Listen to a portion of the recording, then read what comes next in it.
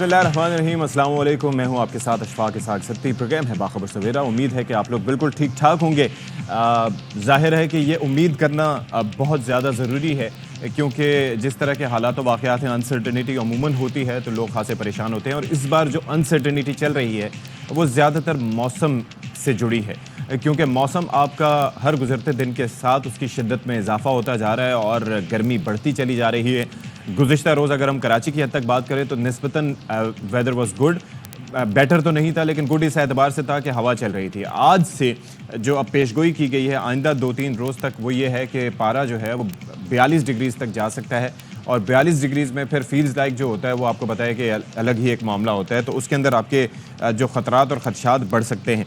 तो ये चीज़ें ऐसी हैं कि जिनके ऊपर ज़ाहिर है कि आपको एहतियात करने की ज़रूरत है, और इस पर हम प्रोग्राम में बात भी करेंगे, क्योंकि ये सबसे बड़ा कंसर्न है। दुनिया भर में आप देख लें कि जिस तरह से हमने कल बात की थी रफ़ा के मामले पर, और ख़ास तौर पर ये इसराइली जंगी जराइम हैं, बल्कि जंग भी दो ऐसे फरीक़ों के दरमियान होती है कि जो ताकत रखते हों या हम पल्ला हों या कम से कम रिटेलिएट करने के दूसरा फरीक कैपेसिटी रखता हो। जिस तरह से फ़लस्तीनियों पर जुल्म ढाया जा रहा है कि वो वैसे ही एक ओपन एयर जेल में थे, और ऊपर से उनके ऊपर जिस तरीके से बाहिमाना कार्रवाइयाँ करके और उन पर अरसा हयात अक्टूबर 2023 से तंग किया गया है, उसकी कोई मिसाल नहीं मिलती। और उसके ऊपर ये जो आलमी ताकतें हैं, सेलिब्रिटीज़ हैं, उनकी खामोशी ये भी एक लम्हा फ़िक्रिया रही है, जो कि इसराइल को बग़ैर किसी वजह के सपोर्ट कर रहे हैं। तो इन सारे मामलात पर बात करेंगे और मुल्क की सियासत में हो क्या रहा है। ये जो मुज़ाकरात की बात की जा रही थी, जो दावे किए जा रहे थे, जो ख्वाहिश का इज़हार किया जा रहा था, क्या वाक़तन इस पे कुछ होगा, ये भी सारे मामलात हैं, इन पर बात करेंगे। लेकिन जिस तरह से हमने शुरू में तज़किरा किया, मौसम मौसम मौसम, ये जो गाना चलता था ना, आए मौसम रंगीले सुहाने जिया नहीं माने, ये वो वाला चक्कर नहीं है। जिया तो वैसे भी नहीं मान रहा, क्योंकि इस वक्त सिचुएशन जो है वो ये है कि हब्स का समा है, गर्मी शदीद है। हम टेम्परेचर भी आपको अपनी स्क्रीन पर दिखा देंगे अब से कुछ देर में।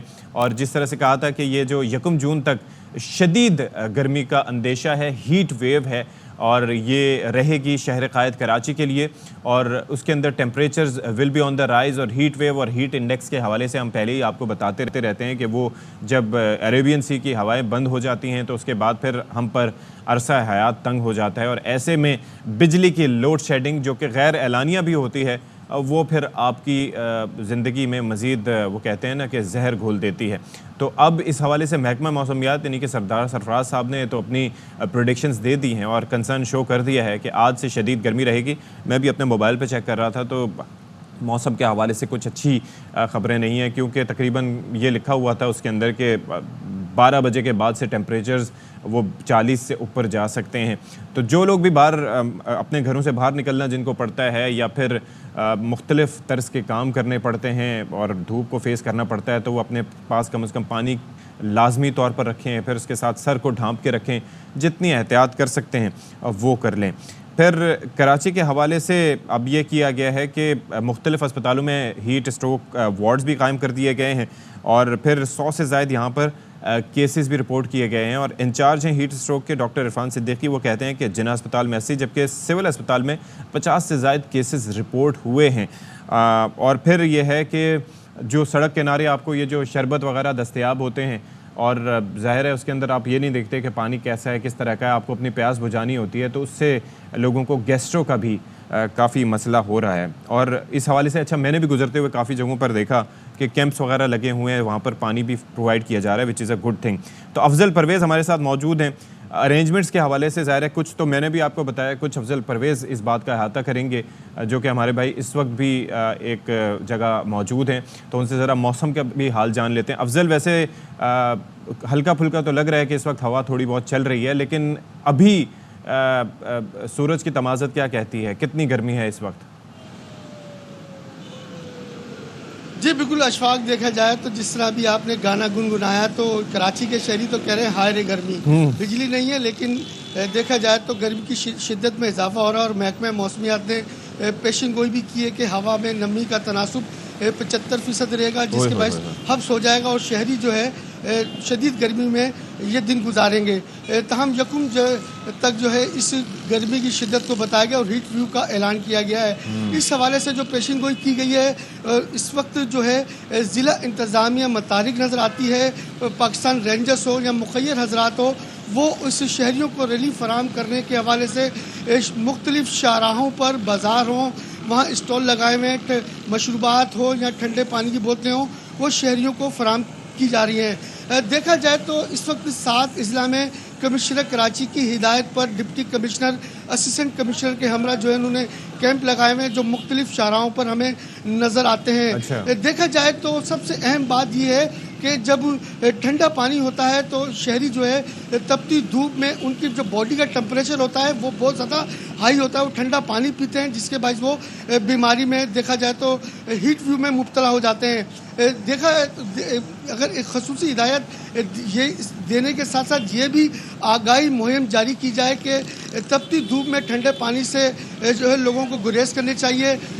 देखा जाए तो आगाही मुहिम के दौरान मुख्तलिफ महकमों की जानिब से सर ढाँपने के हवाले से भी हिदायत जारी की गई है, पानी का इस्तेमाल का ज़्यादा इस्तेमाल करने का कहा गया है। उसके साथ साथ देखा जाए तो सिंध हुकूमत की जानिब से जो सिंध हुकूमत के मातहत जो अस्पताल हैं जिसमें सिविल अस्पताल हो, जिन अस्पताल हो, 22 शहीद अस्पताल हो, वहाँ हिट व्यू जो वार्ड्स हैं वो रेडी हैं। अच्छा। अमला जो मुतारिक नज़र आता है, उसके साथ साथ KMC की जानिब से भी जो है खसूसी इकदाम किए गए हैं। जी अच्छा, चलें, ये तो बड़ी अच्छी बात है कि अरेंजमेंट्स किए गए हैं। लेकिन एक चीज़ बता दें ज़रा अफजल कि ये पानी के हवाले से जिस तरह से हमने कंसर्न शो किया ना, साफ़ पानी मिलना कराची में आसान बात नहीं है।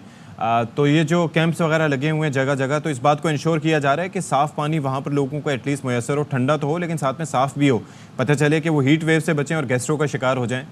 ये भी बड़ी जिम्मेदारी की बात है।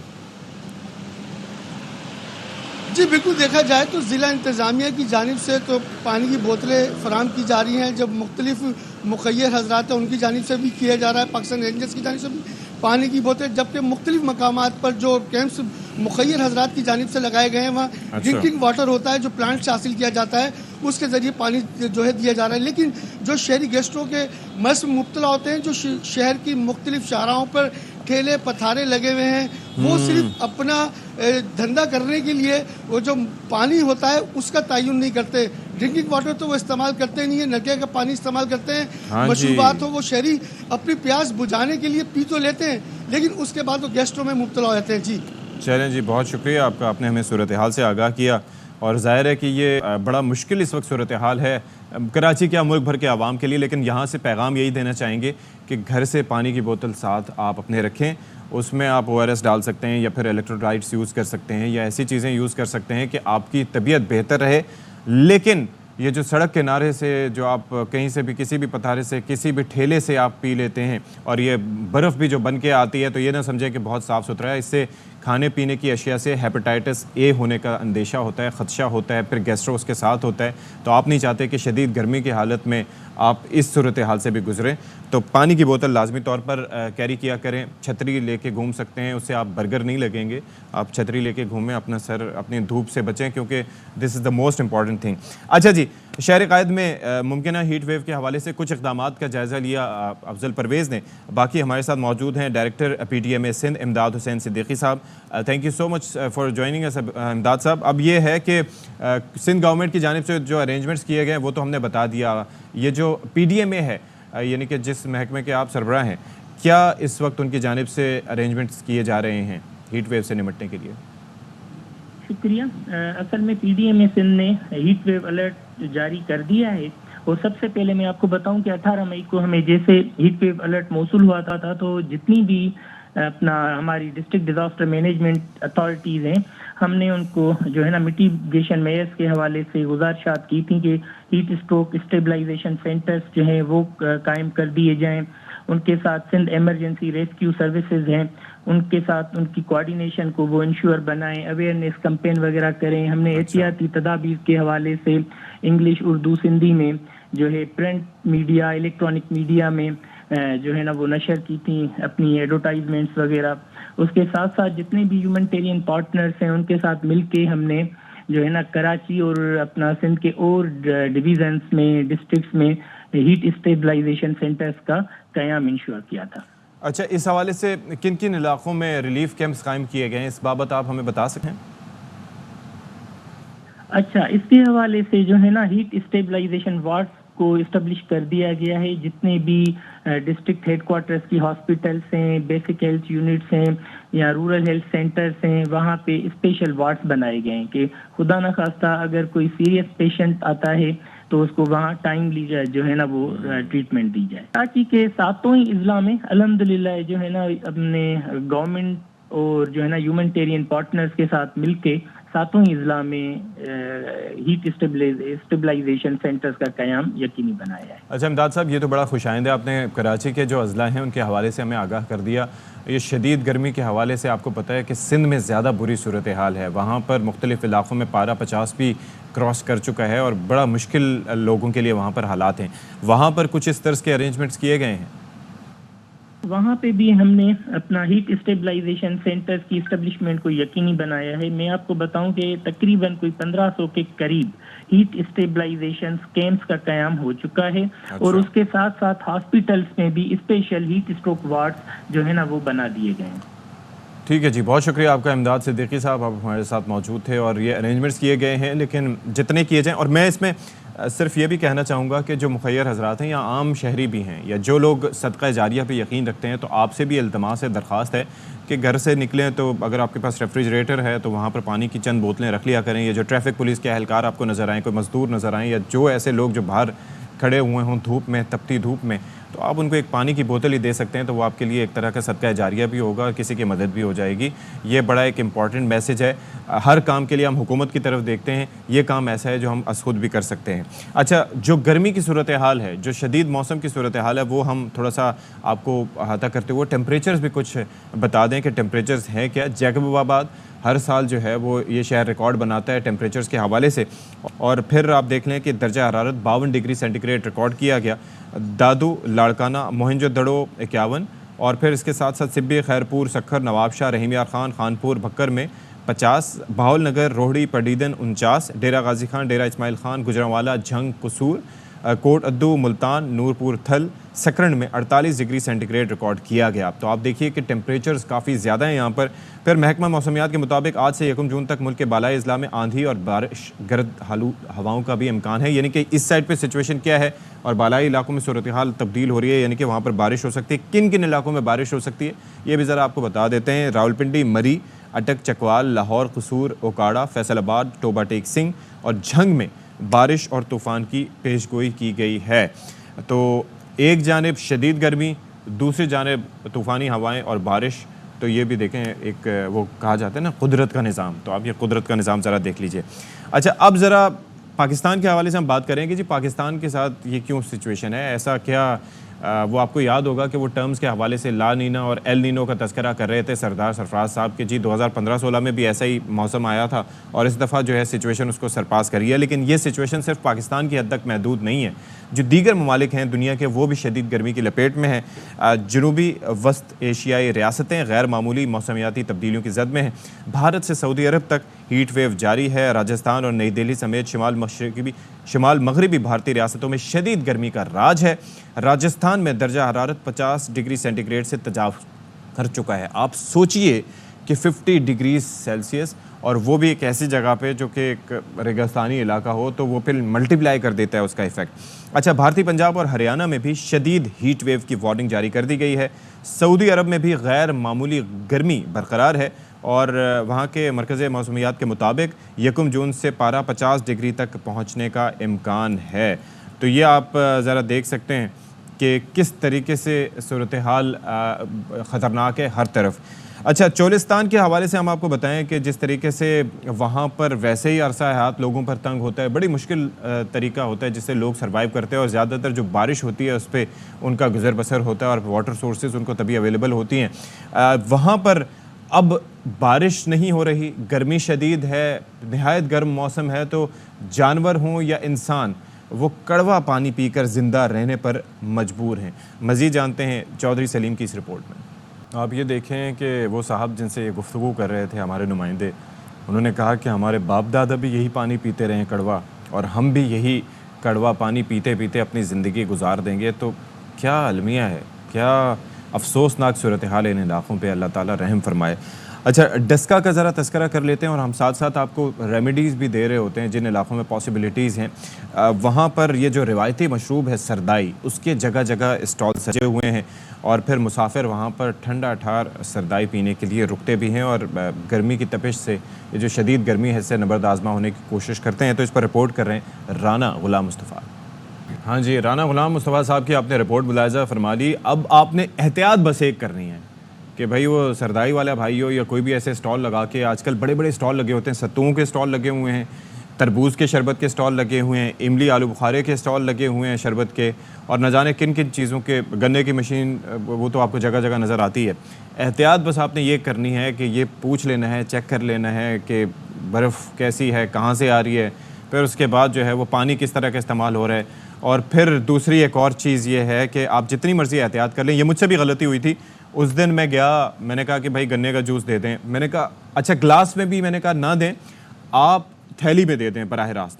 बर्फ़ भी चेक कर ली, सारा कुछ बग़ैर बर्फ़ के लिया, लेकिन जो गन्ना उसने उठाया वो वही मिट्टी में माशाल्लाह से जब से पड़ा होगा, पूरे दिन के वो ट्रैफिक गुजरती है वहाँ से, और जब पीने लगा तो फिर मुझे एहसास हुआ कि इस चीज़ का भी मुझे ख्याल करना चाहिए था। लेकिन इंसान बाहर निकले, किस किस चीज़ का ख्याल करें, ये तो वो जो प्रोडक्ट बेच रहा है उसको भी थोड़ा सा इंसानी ज़िंदगियों का ख्याल होना चाहिए कि जब आपने निकाला है गन्ना, एक पड़ा हुआ है, तो आप उसको सही तरीके से साफ़ करके फिर लोगों को दें। लेकिन ये ज़ाहिर है कि अवेयरनेस इसके लिए बहुत ज़रूरी है, लेकिन आप अपनी एहतियात कर सकते हैं। अच्छा जी, अब थोड़ा सा मुल्की सियासी सूरत हाल की बात कर लेते हैं कि मुल्क की सियासत में हो क्या रहा है। तो बड़ी इंपॉर्टेंट अपडेट ये थी कि मियां नवाज शरीफ साहब बिला मुकाबला नून लीग के सदर मुंतखब हो गए हैं और नून लीग की जनरल कौंसिल से उन्होंने खिताब किया और उन्होंने कहा कि साकिब निसार का फ़ैसला आज रद्दी की टोकरी में फेंक दिया गया है। और उन्होंने मज़ीद कहा, इल्ज़ामात भी लगाए, उन्होंने कहा कि जनरल ज़हीरुल इस्लाम ने बानी PTI के साथ लंदन प्लान बनाया था और कहा था कि हम तीसरी क़ुव्वत को आने देंगे। तो मज़ीद क्या कहा, ज़रा देखिए। अच्छा जी, शहबाज शरीफ साहब जो कि वज़ीर आज़म पाकिस्तान हैं लेकिन मियाँ साहब के छोटे भाई हैं, उनकी जानिब से कहा गया कि मशवरे हो रहे हैं कि किसी तरह बानी PTI की ज़मानत हो जाए। अदलिया से दरख्वास्त करता हूँ, मेहरबानी करें, पाकिस्तान में दोबारा तरक्की ना आई तो जज होगा ना कोई सियासतदान। फिर साबिक सदर आरिफ अलवी साहब भी मैदान में हैं। वो ये कहते हैं कि मुज़ाकरात ना हुए तो बंद गली की तरफ जाएंगे। बानी PTI उनसे मुज़ाकरात करना चाहते हैं जिनके हाथ में फ़ैसले की ताकत हो, जो हमें कुछ दे सकें।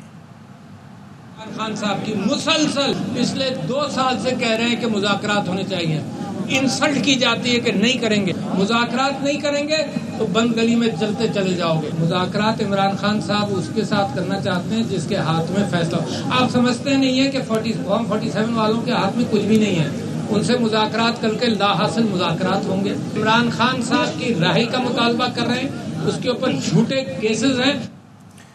अल्लामा ताहिर क़ादरी साहब ने, जो शुरू में हमने आपको बताया था कि मियां नवाज शरीफ साहब ने क्या लंदन प्लान के हवाले से कहा है, तो उन्होंने इल्ज़ामात मुस्तरद कर दिए हैं अल्लामा साहब ने और कहते हैं ARY न्यूज़ से गुफ्तगू में कि लंदन में ज़हीरुल इस्लाम या किसी भी जर्नैल से कोई मुलाकात नहीं हुई। हाँ, बानी PTI से मुलाकातें होती रही हैं। 2018 के बाद पाकिस्तान की सियासत से उनका कोई ताल्लुक़ नहीं। पाकिस्तान की एस्टेब्लिशमेंट का कोई ऑफिसर, कोई जनरल, इंक्लूडिंग जनरल ज़हीरुल इस्लाम, मुझसे कभी नहीं मिले लंदन में या लंदन के बाहर भी। मैं इस इल्ज़ाम को मुस्तरद करता हूँ, इसे गलत बयानी और झूठी तोहमत करार देता हूँ। नवाज शरीफ साहब को या वहम हो गया है या कोई शख्स गलत इत्तला उन्हें पहुँचा रहा है, मालूमात को वो दुरुस्त करें। ये इल्ज़ाम उन्होंने दूसरी बार लगाया है। जनरल ज़हीरुल इस्लाम या पाकिस्तान की एस्टेब्लिशमेंट का कोई भी जनरल या कोई भी ऑफिसर या मुबशर लुकमान भी, ऐसी कोई मीटिंग नहीं हुई। ये पूरी नरेशन झूठ है। मैं कैटेगोरिकली मुस्तरद करते हुए इसको किज़्ब करार दे रहा हूँ। चलिए जी, तमाम तर सूरत हाल पर बात कर लेते हैं। हमारे साथ मौजूद हैं ब्यूरो चीफ इस्लामाबाद और anchor person Khawar Ghumman. Thank you so much for joining us Khawar Ghumman. और बड़ी ये वैसे नून लीग के लिए खुशाइन बात है और मियाँ साहब के लिए भी कि बिलाखिर उन्होंने एक इलेक्शन जीता और वो भी बिला मुकाबला। आपके तासुरात क्या हैं पहले तो इस पे? देखें, अच्छी बात है पाकिस्तान मुस्लिम लीग नून के वोटर्स के लिए कि जाहिर है पाकिस्तान मुस्लिम लीग नून नवाज शरीफ है और नवाज शरीफ पाकिस्तान मुस्लिम लीग नून है। कुछ 6 साल के बाद दोबारा वो इस ओहदे के ऊपर आए हैं, लेकिन इसके ऊपर हमारे जैसे जो कम इल्म लोग हैं वो एक सवाल ज़रूर पूछते हैं कि हमें यही बताया गया था कि आप पार्टी के ताहियात कायद हैं, आप पार्टी के इमाम हैं, और पार्टी के तमाम तर फैसले भी हमने देखा, पार्टी हो या जब से पार्टी हुकूमत में है, पीडीएम की हुकूमत जब बनी तब से लेके अभी तक तमाम तक जो फैसले हैं वो आपकी मर्जी से ही हो रहे हैं। तो आप कायद रहते, पार्टी के इमाम ही रहते तो वो एक दर्जा मेरे ख्याल में बेहतर था, लेकिन आपने मुनासिब समझा कि आपने सदर बनना है पार्टी का और पार्टी को एक ऑपरेशनल पोजीशन लेनी है, तो वो आपने जो है पोजीशन ले ली। अच्छी बात है, आपको मुबारक हो। लेकिन यकीन करें कि कल जब मैं दोनों मोहतरम शहबाज शरीफ साहब, हमारे जो प्राइम मिनिस्टर साहब हैं, और नवाज शरीफ साहब, जब मैं उनकी तकारीर सुन रहा था, तकारीर से पहले खास तौर पर मैं उम्मीद कर रहा था कि आज नवाज शरीफ साहब कोई नई बात करेंगे, आगे बढ़ने की बात करेंगे, मुल्क के अंदर इस वक्त जो सियासी तकसीम है उसके खात्मे के हवाले से कोई ऐसा हमारे सामने रोड मैप रखेंगे कि मुल्क को आगे किस तरह लेके बढ़ना है। लेकिन वो मैं देख रहा हूँ कि वो 2014-15 से आगे उनकी जो वो रील है, जो टेप है, वो आगे से उसे आगे चल ही नहीं रही। मतलब जनरल जहीरुल इस्लाम के ऊपर ही फंसी हुई है। उसके बाद भी कुछ जर्नलों के नाम लिए थे उन्होंने एक तकारीर के अंदर, लेकिन आज तक आजकल उन जर्नलों के ये नाम नहीं ले रहे। अच्छा। इसके ऊपर ये सवाल ये बनता है कि बिल्कुल आपके पास अगर कुछ शवाहिद हैं, आप ये जो इल्जाम लगा रहे हैं, तो हुकूमत मौजूद है। अगर किसी ने खिलाफे आईन, खिलाफे कानून को काम किया हुआ है तो उनके खिलाफ केसेस बनाएं, काबीना से अप्रूवल लें, उनको चार्जशीट करें। पाकिस्तान के अंदर अदलिया आज़ाद है, जो है अदालत के सामने उन्हें पेश करें। बाकी ये जो बात कर रही है कि जी मेरे खिलाफ सारे केसेस झूठे थे, जो कि बाद में आपने देखा अदालतों से मैं बिल्कुल बरी हो गया, लेकिन आजकल जो केसेस चल रहे हैं वो सारे के सारे सच्चे हैं। तो ये इस बात का फैसला अदालतों में करना है, वो कोई भी सियासतदान हो, कोई पाकिस्तानी हो। और यही कहा जाता है ना, जो है आइन और कानून की जुबान में, इनोसेंट अनटिल प्रूवन गिल्टी। तो वो ज़ाहिर है अदालतों के अंदर सारे ये केसेस चल रहे हैं, वहां से पता चल जाएगा। लेकिन बदकिस्मती की बात यह है सती साहब के पाकिस्तान को आगे बढ़ना है, पाकिस्तान को जिस तरह के मुआशी चैलेंजेस का सामना है, जिस तरह के मसाइल का सामना है, कल की तकारीर से अगर आपको लगता है कि कोई उसमें एक मस्बत आपको पहलू नजर आया है तो मुझे बताइएगा, कम से कम हम भी उसके ऊपर बात करेंगे। ये बात जो है कायद ने बहुत अच्छी की। एहसास की बात करते हैं तो एहसास हर किसी का होना चाहिए, अक्रॉस द बोर्ड होना चाहिए, कानून के मुताबिक होना चाहिए, आइन के मुताबिक होना चाहिए।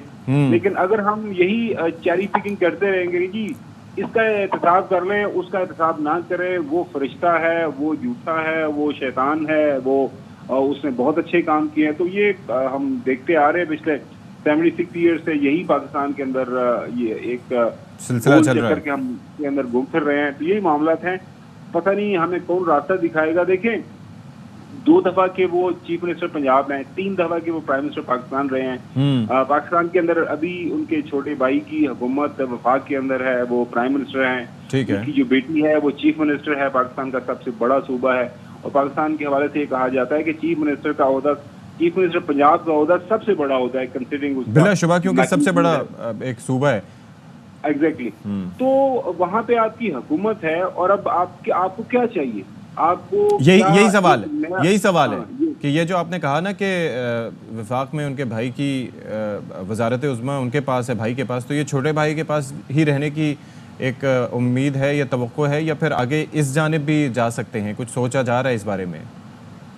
देखिए, अगर ऐसा होना होता तो मेरे ख्याल में वो जब इलेक्शन के बाद फैसला हुआ था, देखिए पीपल्स पार्टी ने तो बिला जो है शिरकत गैरों ने कहा जनाब वाला आपने जिसको प्राइम मिनिस्टर बनाना है हमारी उसके साथ सपोर्ट होगी, तो उन्होंने बिल्कुल सपोर्ट की हुई है।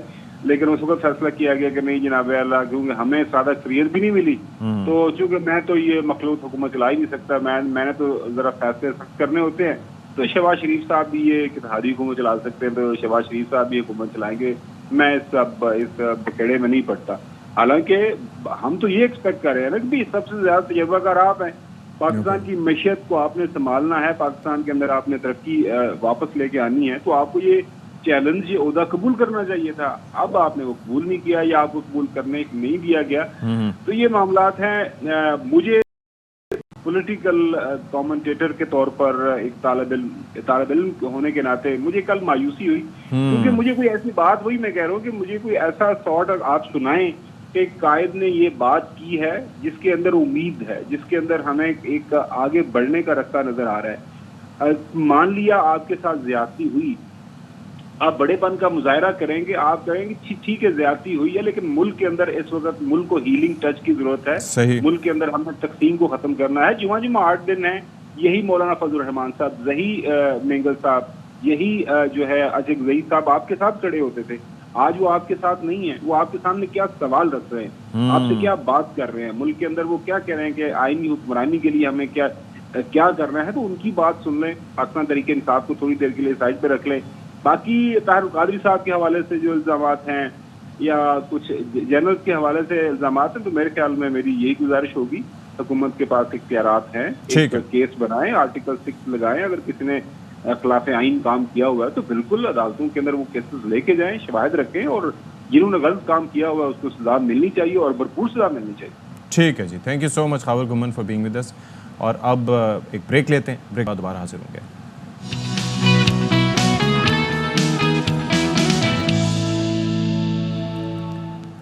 अच्छा जी, ये जो सूरत हाल है फ़लस्तीन की, इसके ऊपर आप ये देख लें कि ओवरऑल दुनिया भर में आवाज़ें उठ रही हैं। जो लोग पहले खामोश बैठे थे, लेकिन ये जो रफ़ा का इंसिडेंट हुआ है इसके बाद से उन लोगों ने भी आवाज़ उठाना शुरू कर दी है। पूरी दुनिया से मजम्मत की गई है, जिसके ऊपर हमने आपको ये भी बताया था कि इसराइली वज़ीर आज़म की जानिब से भी कहा गया कि ये बड़ी एक संगीन गलती थी। और फिर अब ये एहतजाज जो है इसमें शिद्दत आ गई है और दुनिया भर में इस हवाले से प्रोटेस्ट किया जा रहा है। और फिर आप ये देखें कि जो गैर मुस्लिम ममालिक हैं वहाँ पर जो बेहिसी है वो अभी तक बढ़ती चली जा रही है। अच्छा, फिर आप ये देखिए कि गज़ा के मज़लूम फ़लस्तीनियों की लाजवाल क़ुरबानियाँ अब रंग लाने लगी हैं। और फिर ये है कि जो गैर मुस्लिम लोग हैं उनकी जानिब से काफ़ी प्रोटेस्ट किया जा रहा है। आप ये देखिए कि नॉर्वे, आयरलैंड और स्पेन की जानिब से बाज़ाब्ता तौर पर फ़लस्तीन को आज़ाद रियासत तस्लीम कर लिया गया है और ये बड़ा तारीख़ी ऐलान है। आयरिश वज़ीर ख़ारजा ने इस मौके पर ख़िताब करते हुए कहा कि आज़ाद फ़लस्तीनी रियासत का क़याम भी मशरिक़ वस्ता में अमन का वाहिद रास्ता है, इसलिए बाज़ाब्ता तौर पर फ़लस्तीन को एक अलग रियासत के तौर पर तस्लीम करते हैं। और फिर अगर इसराइल ने बैनुल अक़वामी क़वानीन की पासदारी ना की तो उस पर पाबंदियाँ लग सकती हैं। स्पेनिश वज़ीर आज़म का पेड्रो सांचेज़ का कहना है कि फ़लस्तीन को रियासत तस्लीम करना एक तारीख़ी लम्हा है और फ़लस्तीनियों पर मज़ालिम की मिसाल नहीं मिलती। फ़लस्तीन में अमन का क़याम सबकी मुश्तरका ज़िम्मेदारी है। और इसके साथ साथ फ्रांस की पार्लियामेंट में भी फ़लस्तीनी परचम लहरा दिया गया। अच्छा, रफ़ा के हवाले से जो इससे पहले हम आपको तस्करा करते हुए बता रहे थे कि वहाँ पर आप ये देखिए कि क्या क़यामत ढाई गई है। 2 रोज़ में 350 फ़लस्तीनियों को शहीद कर दिया गया है और फिर कई पनाहगुज़ीन कैंप जो हैं उनको कब्रिस्तानों में तब्दील कर दिया गया है। गुज़िश्ता 24 घंटे में मज़ीद 70 से ज़ायद फ़लस्तीनी शहीद हुए हैं। बड़ी तादाद इसमें बच्चों और ख़वातीन की है। सोशल मीडिया पे आप जाके देखें, इंस्टाग्राम, फेसबुक पे जगह जगह ये अंदोहनाक मनाज़िर देखने को मिलते हैं। और फिर एक और वीडियो सबूत पे मंजर आम पर आ चुका है जिसमें शहरी ज़ख्मियों को उठाए फिर रहे हैं, मैयतों को ढांप रहे हैं। फिर रफ़ा में मज़ीद भी हमले इसराइली फ़ौजियों की जानिब से जा रहे हैं। और आप ये देखें कि इसराइली फ़ौज ने इंडोनेशियन हॉस्पिटल पर भी एक पर हमला किया है और आलमी अदालत इंसाफ के हमले इस हवाले से हुक्म के बावजूद भी आप ये देख लें कि इसराइली हमले नहीं रुक रहे। तो ये जो मजमूई तौर पर शहादतें हैं उनकी तादाद जो अकाउंटेड फॉर नंबर है वो है 36,000, लेकिन वो सिलसिला अभी तक थम नहीं पा रहा। इस पर तमाम तर सूरत हाल पर और जो बेहिसी है मुस्लिम दुनिया की भी और से भी ओवरऑल, इस पर ज़रा बात कर लेते हैं। हमारे साथ मौजूद हैं साबिक सेक्रेटरी ख़ारजा और साबिक सफ़ीर एजाज़ चौधरी साहब। अब बहुत शुक्रिया एजाज़ चौधरी साहब। और हम ये अक्सर तो बात करते रहे हैं कि बेहिसी दिखाई है जो मुस्लिम दुनिया ने भी और ख़ास तौर पर जो गैर मुस्लिम हैं उनकी जानिब से आप क्या तवक्को रख सकते हैं। लेकिन ये जो बड़ा तारीख़ी इक़दाम है स्पेन, नॉर्वे और आयरलैंड का फ़लस्तीन को आज़ाद रियासत तस्लीम करना, ये एक ऐलान तो है, लेकिन जो सिफारती एतबार से हमें ये बताइएगा कि इसकी सिग्निफिकेंस क्या होती है। जी देखें, अक़वाम मुत्तहिदा ने तो 2 स्टेट सोल्यूशन का बड़े अरसे से ये करारदाद पास कर रखी थी कि फ़लस्तीन की रियासत होनी चाहिए, जिसके 1967 की जंग से पहले वाले बॉर्डर होने चाहिए। और अभी भी ये है कि ग़र्बे उर्दन और गज़ा के दरमियान कॉरिडोर होना चाहिए ताकि वो एक रियासत बने और ईस्ट जेरूसलम उसका कैपिटल। ये सोल्यूशन जो है अक़वाम मुत्तहिदा ने तो बहुत अरसे से दे रखा था, लेकिन मसला ये हो रहा था कि यहाँ पे जो मगरबी ममालिक हैं वो इसको दिल से नहीं मान रहे। तो अब जब उन्होंने इसराइल का असल चेहरा देखा है तो बहुत सारे ममालिक जो हैं यूरोप के, उन्होंने ये ज़रूरी समझा कि इसराइल का हाथ रोकने के लिए हम अपनी पूरी की पूरी सपोर्ट टू स्टेट सोल्यूशन के लिए लगाएं। और पहले भी कुछ मुल्क कर चुके थे, स्वीडन था, कब्रस था, चेक रिपब्लिक था, रोमानिया था, बल्गेरिया था, लेकिन ये बहुत बड़े बड़े मुल्क अब आए हैं। स्पेन है, नॉर्वे है, आयरलैंड है। तो एक मोमेंटम बन रहा है। और मैंने खबरों में कहीं पढ़ रहा था कि बरतानिया और ऑस्ट्रेलिया भी सोच रहे हैं इस बारे में। तो अब अमेरिका जो एक मगरब की पूरी ये ट्रांसएटलांटिक अलायंस को रिप्रेजेंट करता है, उस पे भी अब दबाव बढ़ रहा है। एक तो लोगों की तरफ से दबाव बढ़ रहा है और उसके अपने एलाइज की तरफ से। ये इसलिए अहम है क्योंकि इसराइल, अगर अमेरिका मदद ना करे, अगर अमेरिका असला ना दे, अगर जर्मनी असला ना दे, तो इसराइल 2 दिन भी ये जंग जारी नहीं रख सकता। ठीक है, अपनी सलाहियत है, लेकिन जिस तादाद में वो बम वहां पे फेंक रहे हैं पिछले चंद माह में, वो कहा जाता है कि अफगानिस्तान सारे में 20 साल जंग में अमेरिका ने इस्तेमाल किया। तो ये इतना जो बड़ा जुल्म और ज्यादती है, ये अमेरिका की शय पर है और जर्मनी की शय पर। चलिए, जर्मनी का तो एक गिल्ट बोल रहा है कि शायद हमने हॉलोकॉस्ट करवा दिया था, लेकिन ये तो हॉलोकॉस्ट से कहीं ज्यादा बढ़कर जुल्म इस वक्त हो रहा है कि आप लोगों को, बेघर लोगों को कहते हैं कि आप भाई इस कैंप में आ जाएं ताकि महफूज हो जाए, और वहीं पे बम करा दें, वहीं पे बम करा दें। तो इस वजह से सबसे ज्यादा प्रेशर इस वक्त अमेरिका पे आना चाहिए। बड़े एजाज साहब, बड़ी साइकोलॉजिकल वॉरफेयर भी वहाँ पर चल रहा है। आप ये देखें, वो बच्चों के रोने की आवाज़ें वो भी लाउड स्पीकर पर चला देना, तरह तरह के टैक्टिक्स यूज़ करते हैं। और फिर ये अलमिया है। और ख़ास तौर पर आप ये देखें कि जब हम इंटरव्यूज़ देखते हैं मुख्तलिफ़ इसराइली शख्सियात के, तो बच्चों के मरने पे जब उनसे सवाल पूछा जाता है तो उनके अंदर कोई रिमोर्स या गिल्ट नहीं नज़र आता, बल्कि वो सफाकियत उनके चेहरे पे आया होती है और उनके बयानात से भी आया होती है। अब ये तो बात हो गई, लेकिन ये अमेरिका जो चैम्पियन बनता है इंसानी हुकूक का, मुझे तो हैरत होती है जो बाइडन साहब के स्टेटमेंट्स जो इससे मुतालिक सपोर्ट में वो देते हैं, तो रियलाइजेशन क्यों नहीं करवाई जा रही उनको? ये अंदर से क्यों नहीं रियलाइजेशन आ रही? वहाँ से क्यों नहीं इस पर बात की जा रही? अमेरिका के अंदर की बात कर रहे हैं? जी सर, जी सर। जी, देखिए, अमेरिका की हुकूमत तो आपने कई प्रोग्राम सुने होंगे कि उनकी आईपैक जो है, वो जो लॉबी है यहूदियों की, वो कैसे वहाँ पे कंट्रोल किए हुए है कांग्रेस भी। और अभी मैं हाल ही में एक शिकागो यूनिवर्सिटी के प्रोफेसर है मार्शायर, उनका मैं सुन रहा था किस तरीके से उन्होंने डिटेल किया कि ये लॉबी उनको हिलने नहीं दे रही, ना कांग्रेस को और ना ही अमेरिका के जो सदर है या पार्टीज है। तो वहाँ पे तो बोला नहीं जा रहा उनसे, लेकिन अमेरिका की आवाम उठ खड़ी हुई है। और आपने ये देखा है कि उनके जो स्टूडेंट्स हैं, और मैं उनको सैल्यूट करता हूँ, सलाम करता हूँ, क्योंकि उन्होंने इतनी जुर्रत का मुजाहरा किया, उन्होंने अपना मुस्तकबिल दाव पर लगा, बिल्कुल ऐसे ही है। वो कर रहे हैं। तो ये नहीं है कि अमेरिका की इस वक्त हुकूमत पे दबाव नहीं है, बढ़ रहा है। और उनके जो यूरोपीय इत्तेहादी भी अब अगर उस रास्ते पे चल निकलते हैं, तो अगर अमेरिका इसको, इसराइल को रोके, तो यकीनन आपको याद होगा कि जब ईरान के साथ जंग का खदशा हुआ था, तो अमेरिका ने इसराइल को कहा था कि हम जंग में नहीं आएंगे। ठीक है। तो एकदम से इसराइल ने रोक ली थी फौरन, क्योंकि ये अमेरिका का रुकना, उनकी हुकूमत पे दबाव बढ़ना, ये इसीलिए मैं कहता हूँ कि ये जो अभी फैसला किया है स्पेन ने और आयरलैंड ने, ये बहुत अच्छा है। इसके बड़े दूरदर्श नतीजे निकल सकते हैं, और भी यूरोपियन अगर इसमें आ जाएं, हो सकता है ये बारिश का पहला खतरा साबित हुए जी, वो मुमकिनात में से। अल्लाह करे जी, अल्लाह करे, क्योंकि अमेरिका का हाथ थामना बड़ा जरूरी है, वहीं से इसराइल सारी शय ले रहा है। चलें जी, बहुत शुक्रिया आपका। एजाज चौधरी साहब हमारे साथ मौजूद थे। और बिलाशुबा अमेरिका का हाथ रोकना बहुत ज़रूरी है, और उसके लिए ये ममालिक बारिश का पहला खतरा साबित हुआ। अच्छा जी, एक ख़बर आपको कराची से दे दें। कराची का इलाका है बड़ा बुखारी, और वहाँ पर पुलिस और चोरों के दरमियान मुकाबला कैसे शुरू हुआ, इसकी CCTV फुटेज भी सामने आ गई है। और ये ज़रा फुटेज एक्सप्लेन हमें करेंगे, नज़ीर शाह हमें ज्वाइन कर रहे हैं। बताइएगा नज़ीर शाह। बिल्कुल, देखें, गुज़श्ता रोज़ दरख्शां पुलिस का बड़ा बुखारी पर कार पैनल चोरों से मुकाबला हुआ था, जिसमें 3 मुलजमान सिल्वर गाड़ी में पहुंचे। बड़ा बुखारी की कार पार्किंग में मौजूद एक सफ़ेद कार में घुसकर कीमती सामान चोरी किया जा रहा था।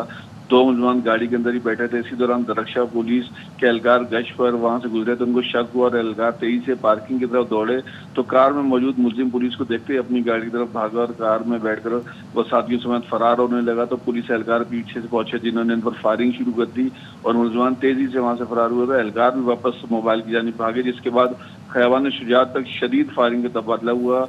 SHO दरक्षा इरफान आसिफ के मुताबिक मुलजमान ने मुतअद्दिद गोलियां चलाई, जबकि पुलिस की गोलियों से आगे बैठे हुए 2 मुलजमान शदीद जख्मी हुए और एक मोटरसाइकिल से जा टकराया, जिसके बाद उन्होंने एक और शहरी की गाड़ी छीनी और मौके से फरार हो गए। और इन मुलजमान की जो छोड़ी की गाड़ी है इसके अंदर से 10 नंबर प्लेटें, जैमर और कई औजार मिले हैं और इस वाक़े से मुतालिक कानूनी कार्रवाई का आगाज भी कर दिया गया। और पुलिस का कहना है कि ये कार, पैनल और दीगर कीमती चुराने वाला गिरोह जो मुनज़्ज़म वारदातें करता था, जिसके खिलाफ अब मजीद कानूनी कार्रवाई की जा रही है। जी ठीक है, बहुत शुक्रिया आपका नसीर शाह।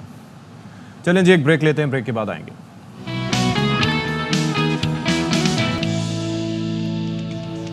अच्छा जी, एक अच्छी खबर आपसे शेयर करने जा रहे हैं कि पंजाब के बाद सिंध हुकूमत ने भी आवाम को सोलर सिस्टम फराहम करने का मंसूबा पेश कर दिया है और सूबे भर के 2 लाख से ज़ायद घरानों को सिर्फ 7,000 रुपये में सोलर सिस्टम फराहम किया जाएगा। 7,000 रुपये में सोलर सिस्टम। तो अच्छा, ये कराची के इसमें 50,000 घराने भी शामिल हैं और आलमी बैंक के इश्तराक से शुरू होने वाले मुजव्वज़ा प्रोजेक्ट के तहत फराहम करदा सोलर सिस्टम से 1 पंखा और 3 LED बल्ब चलाए जा सकेंगे। 1 पंखा और 3 LED बल्ब। और फिर डायरेक्टर सिंध सोलर एनर्जी के मुताबिक सिस्टम में सोलर पैनल्स, चार्ज कंट्रोलर और बैटरी भी शामिल है। और मंसूबे के लिए वर्ल्ड बैंक ने $3 करोड़ 20 लाख जारी किए हैं और इसमें मज़ीद तौसी का भी इम्कान है।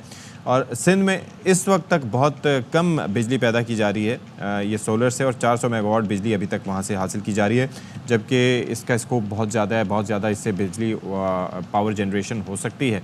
और आप देखें कि अब जगह जगह घरों पे सोलर पैनल्स लगाए जा रहे हैं और लोग इस हवाले से कोशिश कर रहे हैं कि किसी तरीके से ये जो बिजली की कॉस्ट है, क्योंकि ये जो फ्यूल के ज़रिए बिजली पैदा होती है ये बहुत महंगी पड़ती है, फिर इसके साथ साथ जो कोयले का सिस्टम है वो भी आपको पता है, हाइडल जनरेशन एक तरीक़ेकार मौजूद है, लेकिन उसके अंदर ये होता है कि आपको नेशनल ग्रिड पर रिलाई करना पड़ता है और फिर ये जो डेस्कोज़ वगैरह हैं या जो बिजली फराहम करने वाली कंपनीज़ हैं ये अपने मन माने रेट लगाती हैं।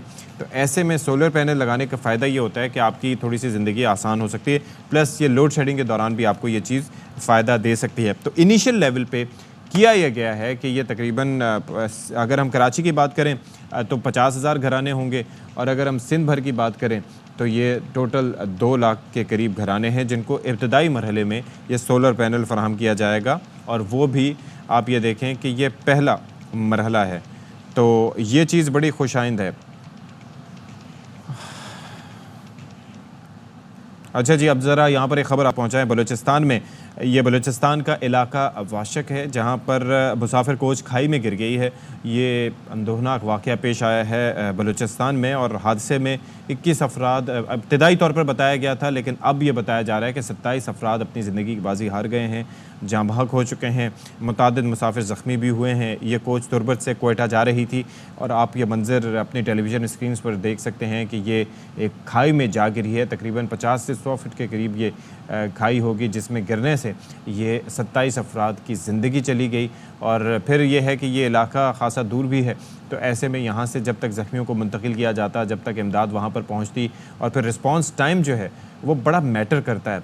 रिस्पॉन्स टाइम आप अंदाज़ा कीजिए कि वो की होता है, क्योंकि अगर कोई ज़ख्मी हो, अगर उनको जल्दी हॉस्पिटल ना पहुंचाया जा सके तो फिर उनकी ज़िंदगी बचने के इम्कानात कम से कम होते चले जाते हैं। तो मुस्तफ़ा तरीन हमारे साथ मौजूद हैं, उनसे ज़रा जान लेते हैं। मुस्तफ़ा, ये हादसे की वजूहात का क्या पता चल सका, और दूसरा ये कि करीब तरीन हॉस्पिटल कौन सा था जहाँ पर इनको पहुँचाया गया और उसमें कितना वक्त लगा?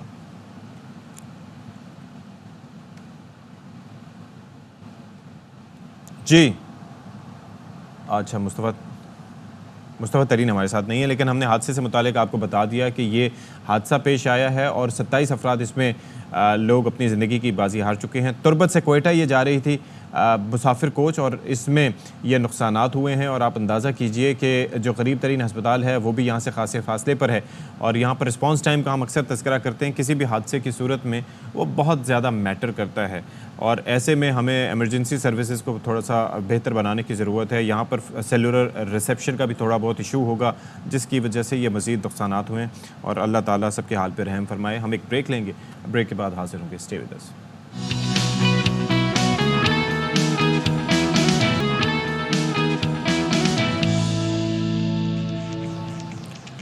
बिस्मिल्लाहिर्रहमानिर्रहीम, अस्सलाम वालेकुम। एक वक्फे के बाद फिर से आपके सामने मौजूद हैं। उम्मीद है कि आप लोग बिल्कुल ठीक ठाक होंगे, खैरियत से होंगे। और भाई वो कहते हैं कि एक बड़ी दिल की हसरत थी कि जो एक हमें शिकस्त का सामना करना पड़ा था और इंग्लैंड के ख़िलाफ़, उसका हम मुकाबला करेंगे, उसका हम भरपूर जवाब देंगे, और मगर ये हो ना सका। और आप सोचें कि जॉस बटलर जो कि टीम में मौजूद भी नहीं थे और मोइन अली को क़यादत करना थी और हमने बदला लेना था वो जो जॉस बटलर की इनिंग्स थे, लेकिन वैसा हो ना सका। और ये जो सीरीज़ थी वो 1-0 से नाम रही इंग्लैंड के। तो ये सारी साजिश थी, मैं कहता हूँ, फ़रंगियों की, और उनकी जानिब से साजिश यही थी कि ऐसे मकामात पर मैच करवाए जाएँ कि एक आध तो चलो होम एडवांटेज की वजह से वो जीत जाएँ, लेकिन 2 मैचेस जिनमें हमने कम बैक करना था और हमने पहला मैच भी जीतना था। अब ज़ाहिर है पहला मैच बारिश की नज़र हो गया, तो अब कम बैक तो नहीं हो सकता था, क्योंकि दूसरा मैच हमने हारना था, फिर तीसरा हमने जीत के बराबर करना था। लेकिन बस ये है कि मैच का उन्होंने तरीक़ेकार ये रखा कि ये सारी सिचुएशन जो है वो हमारे हक़ में नहीं रही, लेकिन कोई बात नहीं, अब क्या कर सकते हैं। इंशाल्लाह फिर आगे जाके कहीं फिर हम बदला लेंगे, फिर और क्या हो सकता है इस सूरत हाल में। तो बहरहाल अलमिया है, लेकिन हम मुकाबला करेंगे। अच्छा जी, अब ज़रा बात आ जाते हैं फ़रंगियों के देश से पाकिस्तान का रुख कर लेते हैं। वहाँ का टिकट हमने कटवा दिया है और पाकिस्तान के हवाले से हम ख़बरें मोस्टली आपके साथ शेयर करते हैं, क्योंकि हमारे मसाइल और हमारी पहुँच यहाँ तक है। तो अब ये है कि यहाँ पर इम्तिहानात हो रहे हैं, और ऐसे में chairman inter board Naseem Ahmed Memon की इंतज़ामिया की जानिब से ये बड़ा फ़ैसला एक सामने आया है। वो फ़ैसला क्या है कि इस साल इम्तिहानी कॉपियाँ जाँच पड़ताल के लिए घरों पर नहीं दी जाएंगी। अच्छा, ये तलबा के घरों की बात नहीं हो रही, आप कुछ गलत ना समझिएगा। बात ये होती है कि असातिज़ा कॉपियाँ हासिल करके फिर घर चले जाते हैं। इम्तिहानी कॉपियों की जांच पड़ताल से ज़्यादा मुआवजे के उसूल के लिए बाज़ असातिज़ा कॉपियाँ लेते थे और घर चले जाते थे, और घरों पर होने वाली जांच पड़ताल असातिज़ा ने अपने नवासों और बच्चों से करवाई। अंदाज़ा करें कि नवासों और बच्चों से, जस्ट इमेजिन। और उसमें ज़ाहिर है कि गलतियाँ तो होनी थी, तो ज़रा सुनिए इससे मुतालिक। कुछ जो टीचर हज़रात हैं वो ऐसे चाहते हैं कि हमें मिकदार में कापियाँ मिलें काफ़ी, डेली के जो इनकम है वो कुछ बोर्ड से बढ़ जाए। अपनी मर्ज़ी से मुख्तलिफ लोगों में कापियाँ बांट दी जाती थी, फिर वो अपने बच्चों से, नवासों से, सबसे जो है वो कापियाँ चेक कराता था, और वो टेकिंग होती थी। सिर्फ मिल मिला के ये डिसीजन किया कि सर इसके लिए हमें वार फुटिंग पे कोई ना कोई एक्शन लेना पड़ेगा। के बाद ये तय हुआ, जैसे ही हमारे पास पेपर्स आते हैं तो उनको हम अनबंडलिंग करके, कोडिफिकेशन करा के, और जल्दी से जो हमने असेसमेंट सेंटर्स अपने बनाए हैं, इस दफ़ा घरों के लिए कापियाँ नहीं, असेसमेंट सेंटर्स पे ही कापी चेकिंग होगी। मतलब आप सोचें कि जहाँ इन्हीं तहकीक से ये बात भी सामने आ गई कि घर जाके जो चेक की जा रही हैं कॉपियाँ, वो बच्चे और नवासे चेक कर रहे हैं, तो ये उसके बाद ये बड़ा अलमिया है। ये तो पूरा जो आपका सारा इम्तिहानी निज़ाम है उसकी सैंक्टिटी पर, उसकी शफाफियत पर ये सवाल उठ जाता है। तो अनवर ख़ान हमारे साथ मौजूद हैं, उनसे ज़रा बात कर लेते हैं। अनवर, वैसे ये अंदर की खबर इतनी आई कैसे बाहर कि चेक करने वाले वो ख़ुद नहीं हैं, बल्कि नवासे चेक कर रहे हैं, बच्चे चेक कर रहे हैं, ये चल क्या रहा है? देखिए अशफाक, गुज़िश्ता साल जो इंटर के इम्तहानात हुए थे उसके ऊपर ख़ासे तहफ़्फ़ुज़ात थे वालिदैन के और असातिज़ा के साथ साथ तलबा और तालिबात के भी, जिसके बाद जो है वो एक हाई पावर कमेटी तश्कील दी गई थी। उस कमेटी ने जांच पड़ताल की, जिसके अंदर ये बताया गया कि बाज़ उम्मीदवारों के नंबर जो हैं वो बिल्कुल उनके दिए गए इम्तहान के मुताबिक दिए गए। इसके बाद चेयरमैन इंटर बोर्ड से जब हमारी गुफ्तगू हुई तो उन्होंने वाज़ेह और दो घंटास के अंदर ये बताया कि बाज़ कापियों की जाँच पड़ताल के अंदर संगीन नोयती गलतियाँ सामने आई और माजी के अंदर ये होता रहा है। वो इस बात का एतराफ़ करते हैं कि बाज़ असातिज़ा को 5000 जबकि बाज़ असातिज़ा को 10,000 कापियाँ घरों पर चेक करने के लिए फ़राहम कर दी जाती थी। ये इंतहाई गलत रिवायत थी। अब यकीनी तौर पे ये तमाम तरह सूरत हाल ये थी कि एक कापी चेक करने का जो मुआवजा मिलता है और हज़ारों कापियाँ चेक करने का मुआवजा ज़्यादा होता है। तो इसी सूरत हाल के तनाजुर के अंदर जब ये कापियाँ घरों पर चेक की गई तो बच्चों के जो असातिज़ा कराम हैं, जिनके जो बच्चे थे, उनके नवासे और बच्चों से इन कापियों की जांच पड़ताल की गई। और एक जो हायर पावर विजिलेंस कमेटी बनाई गई थी उसने इस बात का भी एतराफ़ किया था कि बेशतर सवालात के अंदर उम्मीदवारों को 4 से 5, जबकि 22 मज़ामीन के अंदर 7 से 8 नंबर इंतहाई कम दिए गए थे। और उसके बाद जब कमेटी बनाई गई, 22 तालिमों को इजाफी मार्क्स दिए गए, जबकि जामियात ने अपने जो कट ऑफ मार्क के दाखिलों का उसको कम किया। और इसके साथ साथ जो है वो हाई पावर विजिलेंस कमेटी की सिफारिशात पर ताल अमल दरामद नहीं किया गया। यूनिवर्सिटी एंड बोर्ड के जो सूबाई वज़ीर हैं मोहम्मद अली मलकानी, वो ये कहते हैं कि इस हवाले से मज़ीद शफाफ तहक़ीक़ात कराई जाएंगी। अब तक वो अफसरान जो कि इसके अंदर मुलविस थे उनको कैफरे किरदार तक क्यों नहीं पहुँचाया गया। तो ये वो तमाम तरह सूरत हाल है जिसका एतराफ़ जो है आला सामने तालीम बोर्ड के चेयरमैन ने किया है। और इस मरतबा जो है वो कापियाँ जो है असिस्टेंट सेंटर के ऊपर चेक की जाएंगी, उसके लिए हेड एग्जामिनर को तैनात किया जाएगा। नहीं तो ये कैसे मेक श्योर होगा कि वो नवासे और बच्चे वहां पर आके चेक नहीं करेंगे, हाथ नहीं बटाएंगे? उनके आने पर तो पाबंदी नहीं होगी इस तरह से। जी देखिए बिल्कुल होगी, इसी अच्छा, वजह होगी। से इसको सेफ और सिक्योर बनाया गया है क्योंकि अब जो सेंटर होगा वो असिस्टेंट सेंटर के अंदर जो 500 असातिज़ा के जिनका इंतखाब किया गया, असिस्टेंट की उनकी ट्रेनिंग का मरहला भी मुकम्मल हो चुका है, उसके अंदर जूनियर सीनियर लेक्चरर और जूनियर असिस्टेंट प्रोफेसर को रखा गया है ताकि आइंदा आने वाले दिनों के अंदर भी ये अफराद कापियों की जाँच पड़ताल करें। जी ठीक है, बहुत शुक्रिया आपका अनवर खान ने हमें तफसीलात दी। अच्छा जी, एक ख़बर आप तक पहुंचाते हैं लाहौर से। लाहौर हाई कोर्ट ने इलेक्शन कमीशन को चीफ जस्टिस के नोटिफिकेशन के मुताबिक ट्रिब्यूनल जजेस तैनात करने का हुक्म दे दिया है और जस्टिस शाहिद करीम ने दरखास्तों पर महफूज फैसला सुनाया है। तो आबिद खान मजीद हमें बता रहे हैं इससे मुतालिक। जी अच्छा, आबिद खान के हम लाइन पर लेने की कोशिश करें। अच्छा, बहरहाल इससे मुतालिक हम आपको ये बता सकते हैं कि जस्टिस शाहिद करीम साहब की जानिब से ये महफूज फैसला सुनाया गया है। अदालत ने कहा कि समाअत के लिए ट्रिब्यूनल्स को इंतखाबी हल्के देना चीफ जस्टिस का इख्तियार है। अदालत ने सलमान अकरम राजा और राव उमर हाशिम की दरखास्तों को मंजूर कर लिया। आबिद खान मजीद हमें बताएंगे। जी बिल्कुल जी, लाहौर हाई कोर्ट की जस्टिस शाहिद करीम ने इजाफी ट्रिब्यूनल्स की तश्कील के लिए दायर दरख्वास्तों पर अपना महफूज फैसला सुना दिया और अदालत ने करार दिया है कि इलेक्शन कमीशन को चीफ जस्टिस के नोटिफिकेशन के मुताबिक ट्रिब्यूनल के जज तैनात करने का जो है वो उनको हुक्म दिया है और ये हिदायत की है कि चीफ जस्टिस का ही इख्तियार है कि वो जो है वो ट्रिब्यूनल तश्कील करने के हवाले से इलेक्शन कमीशन को हदायत जारी करे। मैं बताता चलूं कि सलमान अकरम राजा और राव हाशिम ने ये दरख्वास्तें दायर की थी जिसमें मौक़िफ़ इख्तियार किया था कि पंजाब में सिर्फ 2 इलेक्शन ट्रिब्यूनल तश्कील दिए गए हैं, जबकि पंजाब सबसे बड़ा सूबा है जहां इंतखाबी उज़रदारियों की बहुत बड़ी तादाद इलेक्शन ट्रिब्यूनल में दायर हो चुकी है। चीफ जस्टिस लाहौरी कोर्ट इस हवाले से 6 जजेस के नाम भी भिजवाए थे मगर इलेक्शन कमीशन ने आज तक उन पर ट्रिब्यूनल तश्कील नहीं दिए। अदालत ये हुक्म दे कि इलेक्शन ट्रिब्यूनल तश्कील दिए जाए चीफ जस्टिस लाहौरी कोर्ट के हदायत के मुताबिक। इस पर जस्टिस शाहिद करीम ने अब हुक्म दे दिया है कि इलेक्शन कमीशन चीफ जस्टिस के नोटिफिकेशन के मुताबिक ट्रिब्यूनल के जज तैनात करे क्योंकि ये इख्तियार सिर्फ और सिर्फ chief justice Lahore high court का है। जी ठीक है जी, ठीक है जी, बहुत शुक्रिया आपका आबिद खान, आपने हमें तफसीलात दी।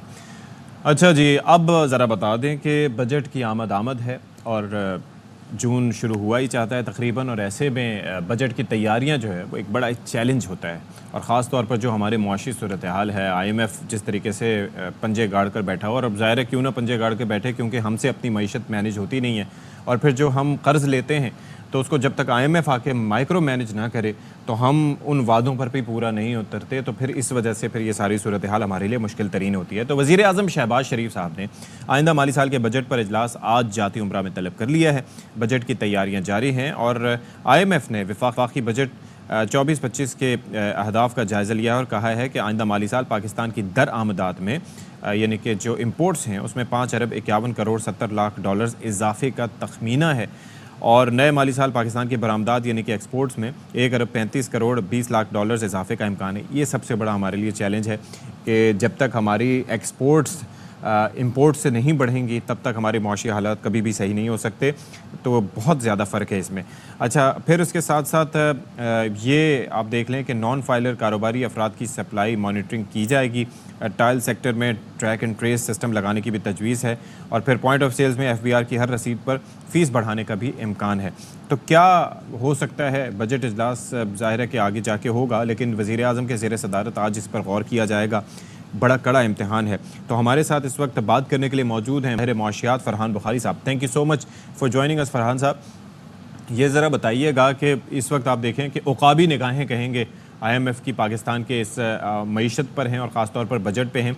हम वादे करते हैं लेकिन पूरे नहीं कर पाते और इसी वजह से सारी अब माइक्रो मैनेजमेंट होती है। तो क्या क्या चैलेंजेस दरपेश होंगे इस बार बजट बनाते हुए? फ़रहान साहब जी, अस्सलाम वालेकुम, गुड मॉर्निंग। Good morning. देखिए, सबसे बड़ा तो जो चैलेंज है वो हर साल की तरह इस साल भी खसारे का है, यानी मालियाती खसारे का है। और जो कमर तोड़ महंगाई गुज़श्ता एक साल में रही है वो भी एक अजीब सा, यानी उसे मजाक कह लें, जो कुछ भी कह लें, लेकिन ये कि वो कोई 25-30% या उससे ज़्यादा जब बढ़ी तो वाकई बहुत एक मुसीबत थी लोगों के लिए, लेकिन उसमें थोड़ी सी कमी आई है तो हुकूमत ने एक तरह से खुशियां मनाई। तो बात ये है कि ज़राए आमदन के ज़्यादा कैसे होंगे, टैक्स की मद में मज़ीद रकम कैसे इकट्ठी होगी। अच्छा, और फिर हर साल की तरह क्या ये इनडायरेक्ट टैक्सेस पे ज़्यादा इन्हिसार होगा, जो कि पाकिस्तान का एक बहुत बड़ा अलमिया रहा है, यानी वो बिलवास्ता टैक्सेस जिनका बोझ सबके ऊपर पड़ता है, ऊपर से लेके नीचे तक, अलिफ से लेके ये तक। जबकि हकीकत यह है कि पाकिस्तान की मजमूई आबादी में 2% से कम ऐसे अफराद हैं जो कि अपनी आमदन पे बिलवास्ता यानी डायरेक्ट इनकम टैक्स देते हैं। और ये एक साल से एक अलमिया चला आ रहा है और इसमें एक के बाद दूसरी हुकूमत इसे बढ़ाने में, इस सेगमेंट को बढ़ाने में नाकाम रही है। अब देखते हैं इस साल बजट में क्या कोई तब्दीली आती है, और अगर हुई तो बदकिस्मती से वो IMF के प्रेशर के तहत होगी। हमारी नियतें ठीक नहीं है, बज़ाहिर हमारी नियतों में फरहान साहब मुझे ये बताइएगा नजर आता है कि मैं हमारे लिए अलमिया है। आप देखें इराक जैसे मुल्क ने छुटकारा पा लिया IMF प्रोग्राम से, सारी किस्तें उनकी वापस कर दी। 2003 से लेके 2021 तक जो उन्होंने कर्ज वसूल किए थे, ग़ालिबन $8 अरब की रकम थी। दुनिया अब दूर जा रही है IMF से, क्योंकि उन्हें अंदाज़ा है कि उसकी क्या कीमत आपको, जब कोई आपको पैसा देता है तो आप समझें कि आप मुआशी एतबार से बेबस हो जाते हैं। आपके छोटे छोटे फैसले वो इदारा करता है या जो आपको कर्ज दे रहा होता है। हम 1958 से लेके अब तक इस प्रोग्राम से ही नहीं निकल सके, और आपकी बात बिल्कुल ठीक है, उसमें सारा अमल दखल हमारी नीयतों का है। तो नीयतें तो आगे भी ठीक होती है, आपको दिखाई दे रही हैं कि चांसेस हैं कि हम कुछ डिफरेंट करने जा रहे हैं? एक तरफ तो नीयत का मामला है, दूसरी तरफ बदकिस्मती से सरकार वक्त की कैपेसिटी का मामला भी है। बड़ी बड़ी बातें तो आप कर लेते हैं, वो तो मैं भी कर सकता हूँ, आप भी कर सकते हैं, कोई कर सकता है, लेकिन उन बातों को अमली जामा पहनाना। अब देखिए ना, मईशत से हट कर, लेकिन हुकूमत की बहरहाल कैपेसिटी बहुत बुरी तरह एक्सपोज हुई है कि कल 28 मई था, पाकिस्तान की तारीख में एक बहुत अहम दिन, यौम तकबीर कह लीजिए, और जब 26 साल पहले पाकिस्तान न्यूक्लियर पावर बना था। लेकिन उसका ऐलान, छुट्टी का ऐलान 12 घंटे से भी कम वक्त था, यानी परसों दोपहर बाद कभी हुआ कि जी हम 28 मई की छुट्टी भी होगी और हम सेलिब्रेट करेंगे। ये तो किसी को समझ होनी चाहिए थी कम से कम 2-4 हफ्ते पहले, और इस पे एक बहुत अच्छा और कॉम्प्रिहेंसिव एक डे लॉन्ग प्रोग्राम होता, बजाय उसके आपने उसे एक अपनी सियासत को फरोग देने के लिए एक बज़ाहिर एक आपने दिन बना दिया। तो इस आप ये समझते हैं काउंटर प्रोडक्टिव था, हमें थोड़ा सा गिमिक्स के लिए नहीं, ऑप्टिक्स के लिए नहीं, बल्कि वाकईतन जो है वो एक्सपेंडिचर्स कट करने होंगे, थोड़ा सा टैक्स नेट को बढ़ाना होगा, हमें डिफरेंट अरेंजमेंट्स करने होंगे अपनी मईशत को बेहतर करने के लिए। Don't you think sir? ये आप सब के सब जो इक़दामात की बात कर रहे हैं, इनका लब्बे लबाब या इनकी जड़ सिर्फ एक ही मामला है, और वो ये है कि हमें अपनी नियतें ठीक करनी होंगी। नियतों में जब तक फतूर ख़त्म नहीं होगा, जब तक के बाअसर लोग और बाअसर लॉबीज हमारी सरकार पे जिस तरह हावी हैं वो हावी नहीं रहेंगे। ये वजीर ख़जाना औरंगजेब साहब ने कुछ अर्सा पहले एक ब्रीफिंग की थी और वहाँ पे मैं भी मौजूद था। उन्होंने 1-2 सेक्टर्स की बात की। उन्होंने कहा जी 1-2 सेगमेंट्स ऐसे हैं जहाँ पे बहुत बड़ा यानी बड़ी आमदन है, लेकिन वहाँ पे टैक्स की रकम बिल्कुल थोड़ी सी है या ना होने के बराबर है। आपने देखा साल से ज़राअत का तो नाम आया, हालांकि वो ज़राअत से बहुत आगे चली गई बात। अब वो सनत में भी चोरी हो रही है, अब वो कारोबार में भी चोरी हो रही है। ज़रई शोबा तो अस्तस्ना तो है ही है, मुस्तस्ना है वो। लेकिन ये कि ये तो पूरे मुल्क में कोई कायदा कानून रहा ही नहीं। चोरी करते हैं लोग, उस पर खुशियाँ मनाते हैं। मखरूज होता है पाकिस्तान मजीद तो उस पर खुशियाँ मनाई जाती हैं। तो इस तरह अगर आप ये चाहते हैं, ये समझते हैं कि इस तरह आपकी एक मुस्तकबिल बेहतर होगा, कोई प्रोग्रेसिव एक ममलिकत आप बना सकेंगे, उसके ऊपर आप कैसे जाएंगे? फिर वक्त कम है। एक और भी मैं मिसाल देता चलूँ कि हुकूमत की कमिटमेंट तो इसी बात से बहुत बुरी तरह से एक्सपोज हुई है कि अब आए हुए कितने अरसा हो गया, चंद महीने हो गए क्योंकि इलेक्शन एक मुतनाज़ा इलेक्शन रहा है 8 फरवरी का, लेकिन वो एक अलग बहस है। अब 8 महीने हो गए, अभी तक फुल फोकस के साथ एक हाई पावर्ड क्लाइमेट चेंज का एक फेडरल मिनिस्टर उस किस्म का नहीं है जैसी माजी में शेरी रहमान थी। उन्होंने मुल्की सतह पर भी और बैनुल अक़वामी सतह पर भी पाकिस्तान का केस, जब बदतरीन सैलाब आए 1-2 साल पहले, तो उन्होंने केस उठाया पाकिस्तान का। और रोज आप जैसे प्रोग्राम्स हैं और जगहों पे क्लाइमेट चेंज की बात होती थी, क्योंकि हुकूमत एक बड़ी मजबूत ओनरशिप ले रही थी। यहाँ पे जो तरीका चल रहा है वो तो बड़ा नॉन सीरियस लगता है। ये थोड़ा सा सीरियसनेस इसमें दिखानी होगी, अपनी नीयत बेहतर करनी होगी। बहुत शुक्रिया आपका माहिर मौज़ूआत फरहान साहब हमारे साथ मौजूद थे, और ये बड़ी इंपॉर्टेंट चीज़ है, इन्नमल अमालु बिन्नियात, अमल का दारोमदार नीयतों पर है, और लेट्स से कि हम थोड़ा सा फोकस रहें।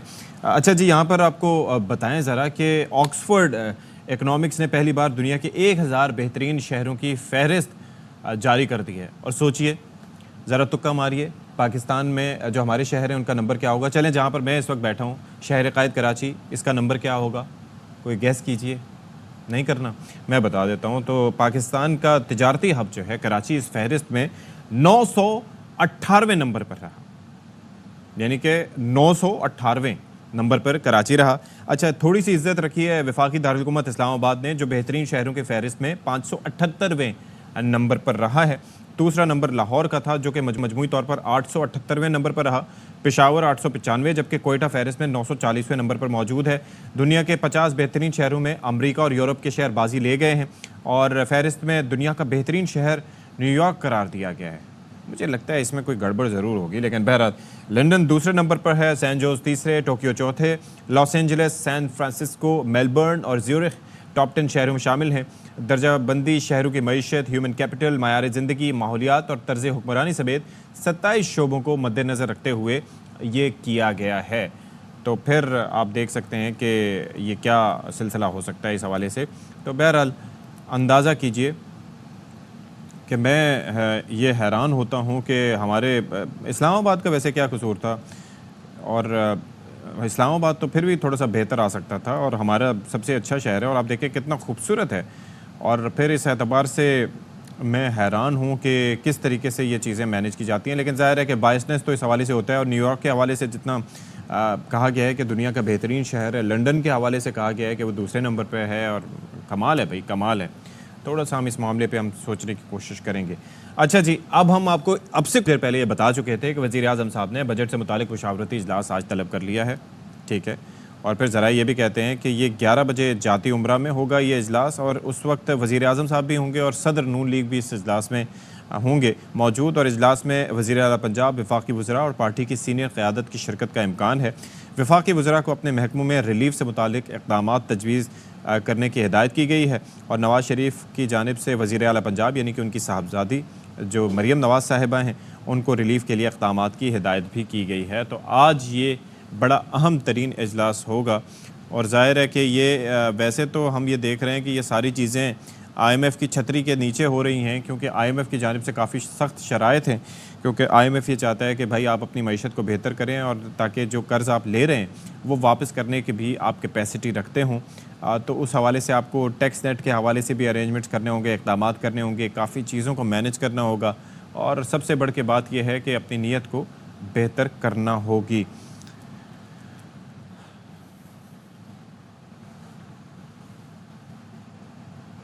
अच्छा जी, लाहौर हाई कोर्ट ने इलेक्शन कमीशन का N97 फैसलाबाद में दोबारा गिनती का हुक्म कलअदम करार दे दिया है, और सुन्नी इत्तेहाद काउंसिल के रुकन कौमी असम्बली सादुल्लाह की दरख्वास्त पर यह फैसला सुनाया गया है। और इलेक्शन कमीशन ने इससे पहले नून लीग के उम्मीदवार अली गौहर की दरख्वास्त पर वोटों की दोबारा गिनती का हुक्म दिया था, और अदालत ने कहा कि नताइज मुरतब होने के बाद इलेक्शन कमीशन के पास वोटों की दोबारा गिनती का इख्तियार नहीं है। हल्के के नताइज मुरतब होने के बाद दोबारा गिनती का हुक्म दिया गया, इंतखाबी कवानीन के तहत दोबारा गिनती का हुक्म नहीं दिया जा सकता। आबिद खान मज़ीद तफसीलात देंगे, बताइएगा इससे मुतालिक आबिद। जी बिल्कुल जी, लाहौर हाई कोर्ट के जस्टिस शम्स महमूद मिर्जा ने सुन्नी इत्तेहाद कौंसिल के रुकन कौमी असम्बली की वोटों की दोबारा गिनती के खिलाफ जो दरख्वास्त है उस पर अपना फैसला जारी कर लिया है, और अदालत में N97 फैसलाबाद से वोटों की दोबारा गिनती का जो हुक्म है उसे कलअदम करार दे दिया है। अदालत ने अपने फैसले में करार दिया है कि एक मरतबा नताइज मुरतब होने के बाद इलेक्शन कमीशन के पास वोटों की दोबारा गिनती का इख्तियार नहीं। N57 के जो नताइज मुरतब होने के बाद दोबारा गिनती का हुक्म दिया गया इलेक्शन कमीशन की जानिब से, जबकि दोबारा गिनती का जो है वो हुक्म नहीं दिया जा सकता। इंतखाबी कवानीन के खिलाफ ये फैसला दिया गया था इलेक्शन कमीशन की जानिब से, लिहाजा अदालत दरख्वास्त मंजूर करती है और वोटों की दोबारा गिनती का जो हुक्म है इलेक्शन कमीशन का उसे कलअदम करार देती है। मैं बताता चलूँ कि इलेक्शन कमीशन ने मुस्लिम लीग नून के उम्मीदवार अली गोहर खान की दरख्वास्त पर वोटों की दोबारा गिनती का हुक्म दिया था और उसमें जो है वो NA 197 में जो है वो रुकन कौमी असम्बली असदुल्ला की दरख्वास्त पर जो है आज लाहौरी कोर्ट में समाअत हुई है। जी बहुत शुक्रिया आपका आबिद खान। आलमी अमन के लिए कोशिश, अक़वाम मुत्तहिदा के अमन दस्तों का आलमी दिन। ISPR का ये कहना है कि दुनिया समेत पाकिस्तान में अक़वाम मुत्तहिदा के अमन दस्तों का आलमी दिन मनाया जा रहा है और पाकिस्तानी कौम का अपने बहादुरों को खिराज तहसीन। इससे मुतालिक मज़ीद हमें तफसीलात दे रहे हैं लईक़ुर रहमान। बताइएगा लईक़। जी शौक, आज आलमी सतह पर पाकिस्तान समेत दुनिया भर में अक़वाम मुत्तहिदा के अमन मिशन का दिन मनाया जा रहा है, जिसमें उन बहादुर मर्दों और उन ख़वातीन को खराज तहसीन पेश किया जा रहा है जिन्होंने दुनिया भर में फ़रोग़ अमन के लिए खिदमात अंजाम दी। अक़वाम मुत्तहिदा के अमन मिशन में सबसे ज़्यादा ताउन करने वाला मुल्क पाकिस्तान है, जो और इस वक्त भी तकरीबन 3000 अमन दस्ते मुख्तलिफ ममालिक जो कांगो, जनूबी सूडान, वस्ती अफ्रीका, कब्रस, मगरबी सहारा और सोमालिया के मिशन शामिल हैं, वहाँ पर खिदमात अंजाम दे रही हैं। 1960 से अब तक पाकिस्तान ने दुनिया भर के तकरीबन तमाम बर आज़मों समेत 29 ममालिक में अक़वाम मुत्तहिदा के 48 मिशन में अपने फ़राइज़ सर अंजाम दिए और 2,35,000 फौजियों ने फ़रोग़ अमन के लिए अपना किरदार अदा किया। मजमूई तौर पर 181 पाकिस्तानी जो अहलकार हैं उन्होंने फ़राइज़ की अदायगी के दौरान जानों की कुर्बानी दी और इस बात को यकीनी बनाया कि अमन इस्तेहकाम का फ़रोग़ हो सके। इसके अलावा पाकिस्तानी ख़वातीन का किरदार भी अमन मिशन में नुमाया रहा है, जिसको अक़वाम मुत्तहिदा के सेक्रेटरी जनरल समेत हर सतह पर सराहा गया दुनिया भर में, और पाकिस्तानी ख़वातीन ने भी मर्दों के शाना बशाना फ़रोग़ अमन के लिए अपना किरदार अदा किया। और ISPR का यह भी कहना है कि पाकिस्तान अक़वाम मुत्तहिदा के अमन मिशन में अपनी शराकतदारी पर न सिर्फ उसे फ़ख्र है बल्कि अमन और सलामती के लिए कौम के का मुँह बोलता सबूत है पाकिस्तान का ये ताउन, और पाकिस्तान अमन दस्ते शोरज़दा इलाकों में मुकामी कम्यूनिटीज़ की बेहतरी के लिए काम जारी रखेंगे। जी शफात। ठीक है, बहुत शुक्रिया आपका लईक़ुर रहमान। चलें जी, एक ब्रेक लेते हैं, ब्रेक के बाद हाजिर होंगे। स्टे विद अस।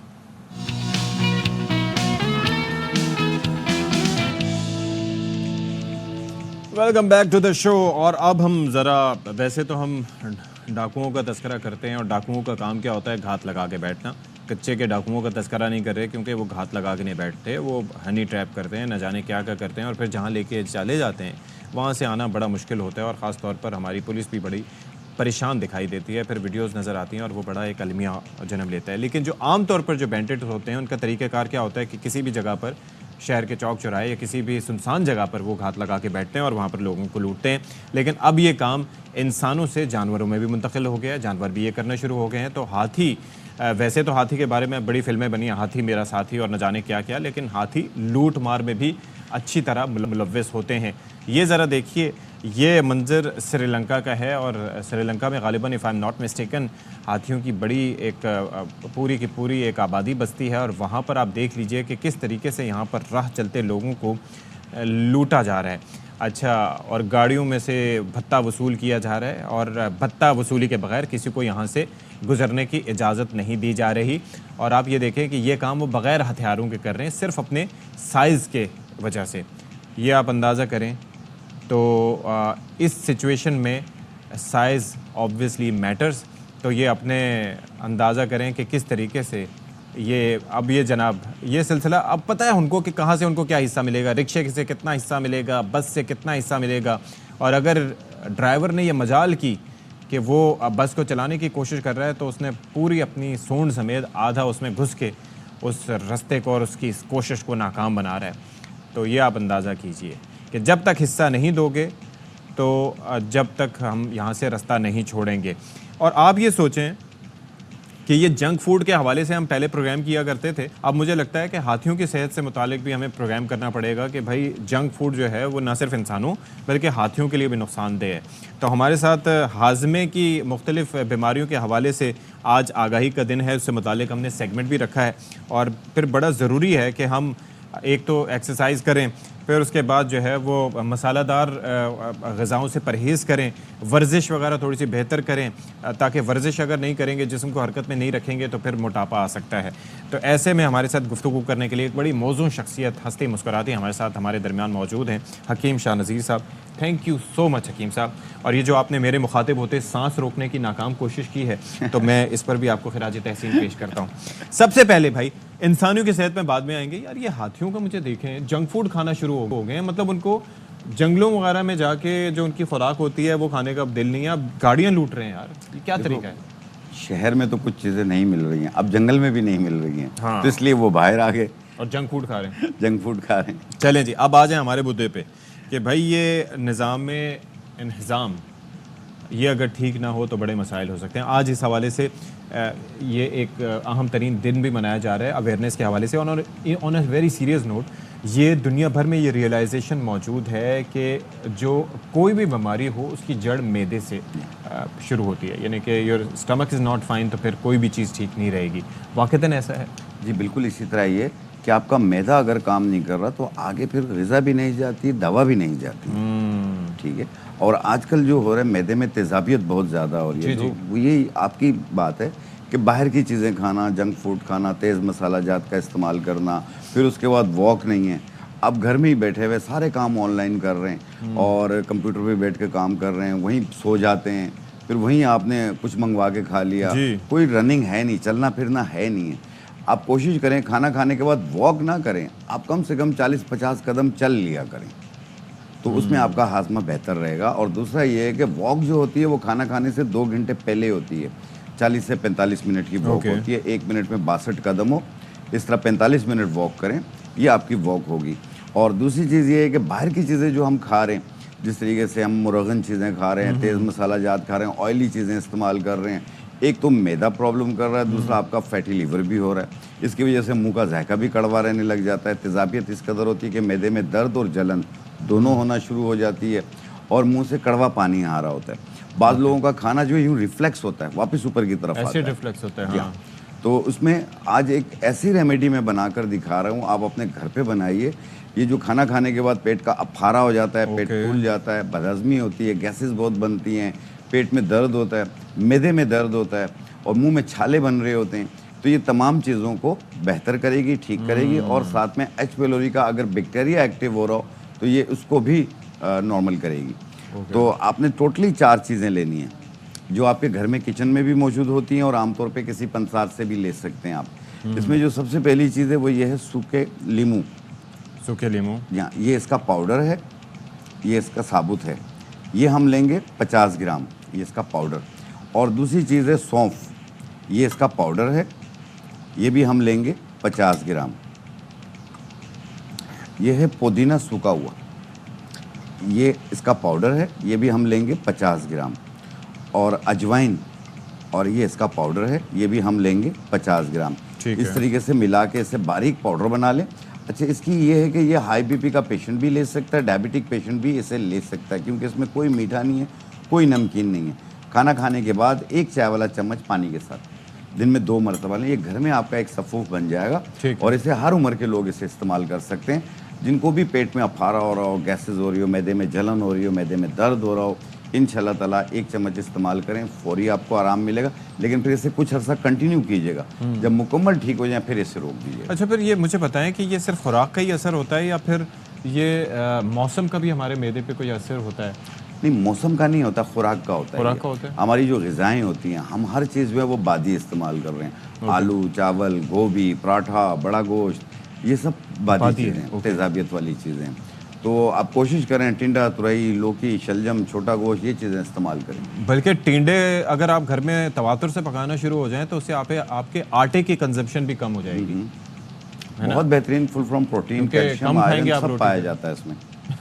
मतलब रोटी भी कम खाएंगे ना फिर आप? नहीं, रोटी भी खाएंगे, लेकिन ये है कि देखें, एक बात याद रखिएगा खाना पकाना ये किसी किसी के हाथ में जायका होता है, हर एक हाथ में नहीं होता। ये बात है। आप और मैं भी पका लेंगे, कोई नहीं खाएगा, लेकिन कुछ हाथ ऐसे होते हैं जिसके जायका इतना ज़बरदस्त होता है कि आपको हर चीज़ बड़े मज़े की लगती है, खाते चले जाते। अच्छा, दूसरा ये है कि आजकल मैदे के हवाले से हम बात कर रहे हैं ना, तो गर्मी की वजह से लोग काफ़ी परेशान हैं, और ऐसे में खुराक का जो चुनाव है ये बड़ा इंपॉर्टेंट है। जिस तरह आपने भी इशारा किया, ये गैस्ट्रो काफ़ी फैल रहा है, इसकी वजूहात क्या हैं और उसका कोई आपके पास कोई टोटका है कि उससे बचा जा सके? देखिए, एक तो मैंने ग़िज़ाओं का कहा है, दूसरा एंजाइटी डिप्रेशन।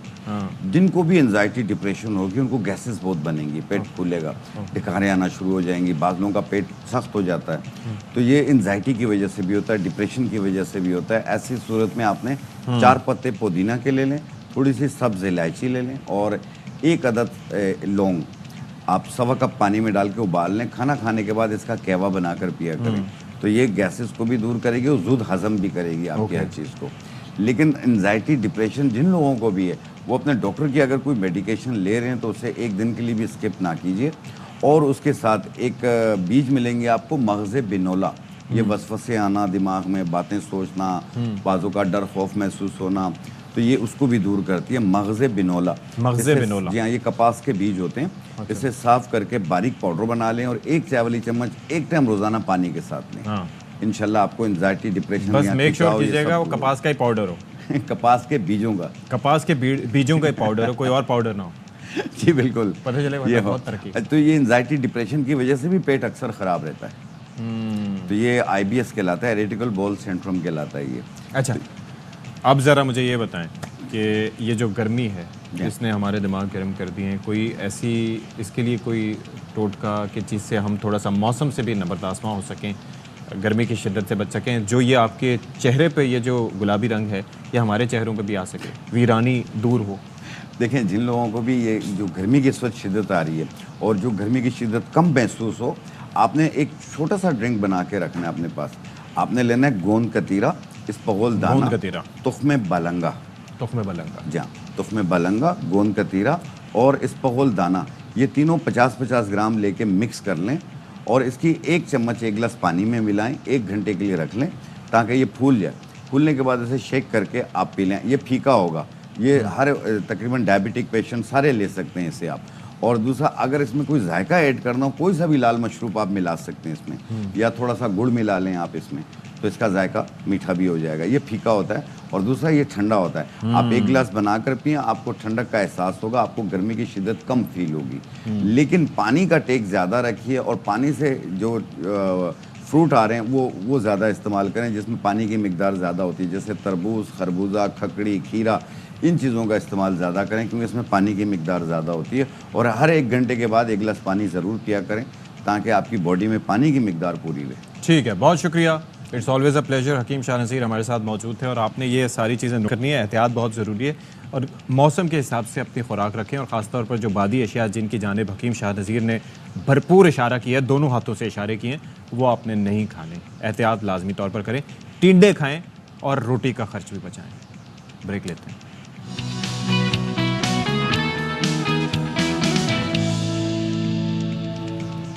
ऑलराइट जी, यहाँ पर आपको खबर दें कि बैंकिंग कोर्ट में सदर आसिफ अली जरदारी, फरियाल तालपुर और दीगर के खिलाफ जाली बैंक अकाउंट केस की समाअत हुई। अदालत ने सदर आसिफ अली जरदारी के खिलाफ मुकदमा दाखिल दफ्तर कर दिया। अदालत ने कहा कि जब तक आसिफ जरदारी सदर हैं उनके खिलाफ मुकदमे की समाअत नहीं होगी। और वकील फ़ारूक एच नाइक ने कहा कि फरियाल तालपुर असम्बली के इजलास के बाइस मसरूफ़ हैं, इस्तिस्ना दिया जाए। अदालत ने इस्तिस्ना की दरख्वास्त मंजूर करते हुए समाअत 9 जुलाई तक मुलतवी कर दी है। और ज़ाहिर है कि इस हवाले से ये एक अहम समाअत थी जिससे मुतालिक हमने आगाह किया, और इसमें बता दिया गया है कि चूँकि जरदारी साहब अभी सदर हैं तो उसके ख़िलाफ़ कार्रवाई नहीं, उनके ख़िलाफ़ कार्रवाई नहीं हो सकती। अच्छा जी, अब ज़रा आपको बताएं कि चलने फिरने से माजूर हैं लेकिन अज़्म उनका चट्टान जैसा है। पाकपतन के खिज़र वली चिश्ती ने 1 पाँव की माजूरी के बावजूद मुल्क को सरसब्ज़ो शादाब बनाने का बेड़ा उठा लिया है और 1 करोड़ पौधे लगाने का अज़्म रखते हैं, और अब तक 1,52,000 से ज़्यादा पौधे लगा भी चुके हैं। अच्छा जी, रिपोर्ट आपने मुलाहिज़ा कर ली, तो खिज़र वली से हम आपकी मुलाकात खुद कराए देते हैं। Khizar, thank you so much for joining us brother. ये एक बड़ा ज़बरदस्त मंसूबा है और आप ये देखें कि मुझे रियलाइजेशन है कि दुनिया भर में एक सेट पैटर्न के तहत 25% आपका ट्री कवर होना चाहिए, लेकिन पाकिस्तान के पास 5% भी नहीं है। तो आपके अंदर ये दरख्तों से इतनी मोहब्बत और इतनी रियलाइजेशन कैसे आई और कब से आप इस पे काम कर रहे हैं? जी, जब मैं बचपन में मुझे पोलियो हो गया था तो हमारे घर में एक नीम का दरख्त था, तो वही मेरा दोस्त था, क्योंकि मैं चलने फिरने से कासिर था।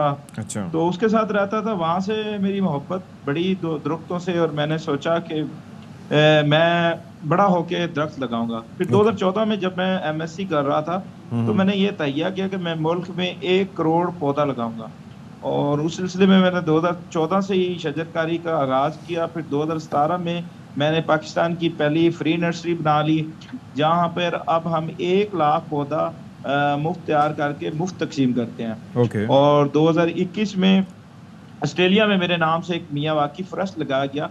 पाकिस्तान का एशिया का पहला बंदा हूँ जिसके नाम पे ऑस्ट्रेलिया में जंगल लगा हुआ। क्या बात है। तो अब ये है कि ऑस्ट्रेलिया में तो आपके काम की पजीराई हो रही है, लेकिन पाकिस्तान में कितने लोग आपको देखकर उन्होंने कहा कि हम भी अपने हिस्से की शमा जलाएं, हम भी अपने हिस्से का पौधा लगाएं ताकि पाकिस्तान को सरसब्ज बनाया जा सके? अच्छा, इसमें बड़ी मसूद बात करूंगा। जो भी मुझे मिलता है और जहाँ भी मैं जाता हूँ वहाँ पे शजरदोस्त पैदा होना शुरू हो जाते हैं। चाहे थोड़ा मुश्किल काम है लेकिन हो रहा है, और लोग ना मेरी बात को फॉलो करते हैं। अब जैसे मैंने अपनी सालगिरह पे कहा ना लोगों को कि मेरे नाम से एक दरख्त लगाएं, तो अब लोग लगा रहे हैं, मेरी बात को समझते हैं। मैं जो कहूँ उस पे चल रहे हैं, लोग पौधों को बचाने वाले हो गए। और ये वक्त दूर नहीं है कि देखें कि हम अपना जो टारगेट है ना बहुत जल्दी अचीव कर लेंगे। जो नई जनरेशन आ रही है, जो मेरे स्टूडेंट हैं और जो मेरे चाहने वाले हैं, वो धड़ाधड़ पौधे लगा भी रहे हैं, बचा भी रहे हैं। और रिसेंट हमने एक 100 साल का पौधा रीलोकेट किया है। ये एक बड़ी अच्छी और मुस्बत खबर है कि पाकिस्तान में रिवाज आम हो रहा है कि हम काटने के बजाय रीलोकेट करने पे आ गए हैं चीज़ों को। चलें, विच इज़ गुड। अल्लाह करे कि मज़ीद आपको कामयाबी मिले और आपको देखकर, ख़ास तौर पर ARY न्यूज़ के प्लेटफॉर्म पर देखकर मज़ीद लोगों तक आपका पैगाम पहुँचे। बहुत शुक्रिया आपका खिज़र वली चिश्ती, आप हमारे साथ मौजूद थे। अच्छा जी, अब आपको ज़रा ईद उल अज़हा के हवाले से बताएं कि आमद है और उस हवाले से तैयारियां जारी हैं। अच्छा, बहुत से लोग ऐसे भी होते हैं कि जो जानवर ख़रीदते हैं, और बहुत से तादाद ऐसी भी होती है कि अपने पालतू जानवरों को ईद कुर्बान के दिन खुदा की राह में क़ुरबान करते हैं। और इस हवाले से क्या क्या तैयारियाँ होती हैं ये हमें बता रहे हैं अमीर उमर चमन। माशाल्लाह बड़े ज़बरदस्त जानवर हैं। अच्छा, कराची का तस्करा करें तो यहाँ पर नॉर्दर्न बाईपास पर सबसे बड़ी मवेशी मंडी सज चुकी है, और सिब्बी, चोलिस्तान और साहिवाल के जानवर यहाँ पर लाए जा चुके हैं। और ख़रीदार, ज़ाहिर है कि आपको पता है हर साल ये रोना रोते हैं कि महंगाई बहुत ज़्यादा है और वाक़तन रेट्स बहुत ज़्यादा हैं, जबकि व्यापारी ये कहते हैं कि सस्ते नहीं बेचेंगे। तो इस पर चांद नवाब हमें मज़ीद बता रहे हैं। जी बिल्कुल, मैं इस वक्त मौजूद हूँ नॉर्दर्न बाईपास पर। एशिया की सबसे बड़ी मवेशी मंडी सज गई है। पूरे मुल्क से यहाँ खूबसूरत जानवर लाए गए हैं। ख़रीदार आए हुए हैं, उनका यही कहना है कि जानवर जो है बहुत महंगा है। 4 साढ़े 4 मन का जानवर 5 लाख 4.5 लाख इस तरह मांग रहे हैं लोग। इतने महंगे रेट कर दिए हैं कि मत पूछो। 3 साढ़े 3 लाख का जो जानवर है, 3 साढ़े 3 मन का जानवर, 4 साढ़े 4 लाख का मोल नहीं कर रहे हैं।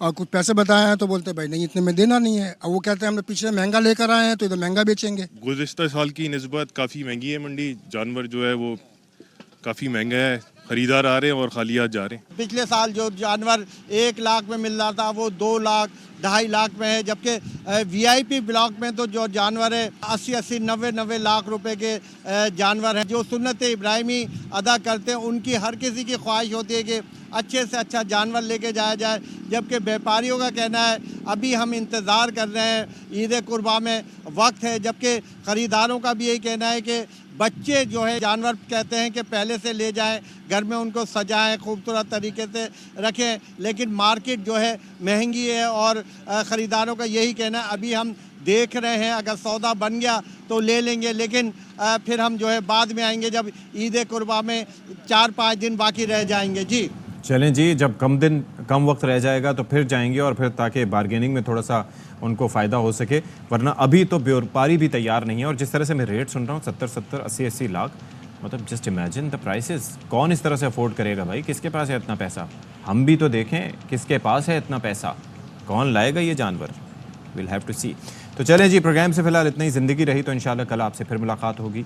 शाद रहिए, आबाद रहिए। अल्लाह हाफ़िज़।